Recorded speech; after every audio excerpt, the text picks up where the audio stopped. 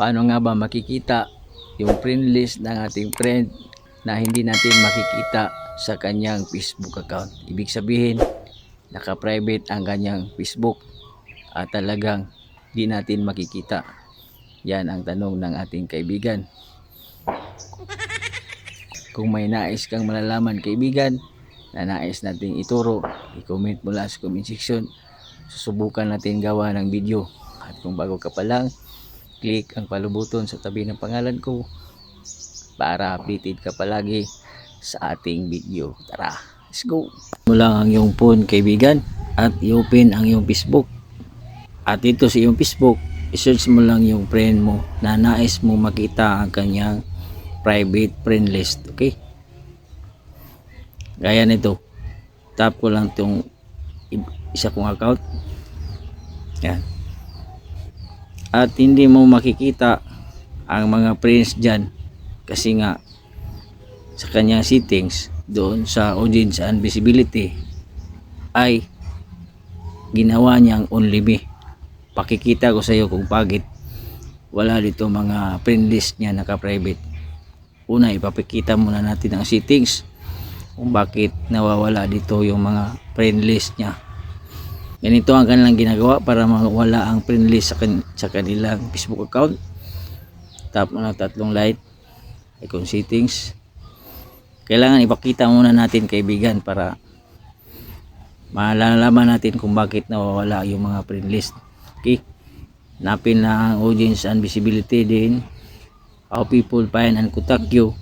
Dito, iniba lang nila kung sa iyo friend list at ilagay lang sa only me. So hindi talaga makikita yung friend list nila doon sa kanilang profile kasi nga ginawa lang private at hindi natin malalaman kung sino ang kanilang friend.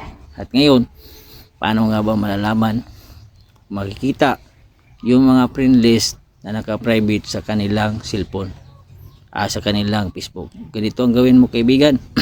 Yung sinisearch natin kaina, balikan lang natin ito, i-open lang natin at hindi talaga makikita yung friends dyan.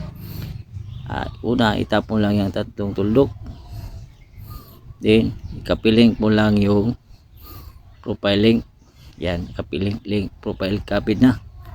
Then mag back lang tayo, back tayo, at dito tap natin tong tatlong lines sa babaw ng ating Facebook.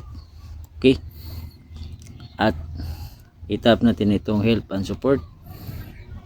Then tap mo itong help center, then i-search mo dito at magta-type lang tayo dito. Nagtatanong tayo si private friend list, then okay lang natin at makikita natin itong friend list on Facebook. You can use list to organize your friend on Facebook. At ang gagawin natin ay gagawa tayo ng report or appeal para ipakita ni Facebook ang friend list doon sa ating friend na nakahide. Okay, magbabak tayo dito at tap natin itong report a problem, then continue to report.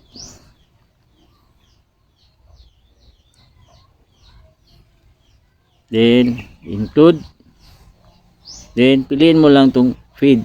Okay, yan. Then describe the issue. Kailangan mo lang kopyahin ang sulat na to para i-grant ni Facebook ang ating appeal at makikita natin yung mga naka-private friend list doon sa ating friend na hindi natin makita. Ganito ang pagkasulat, kaibigan. I want to see my friend's private friend list. Please send me a link of his private friend list.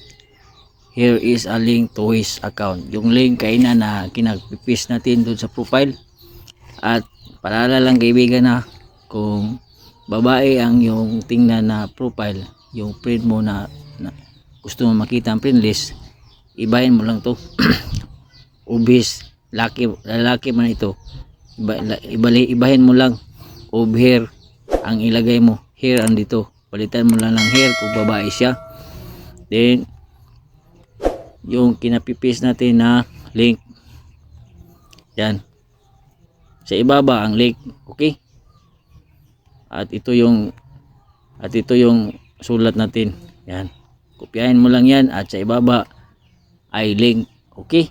Then pagkatapos mo magawa ito ay isend mo lang.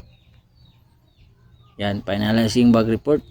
Yan. At sa ganyang paraan, isend ni Facebook yung mga friend list na naka-private doon sa iyong friend. So ganoon lang kaibigan, si Facebook na ang magsisend sa iyo ng mga friend list.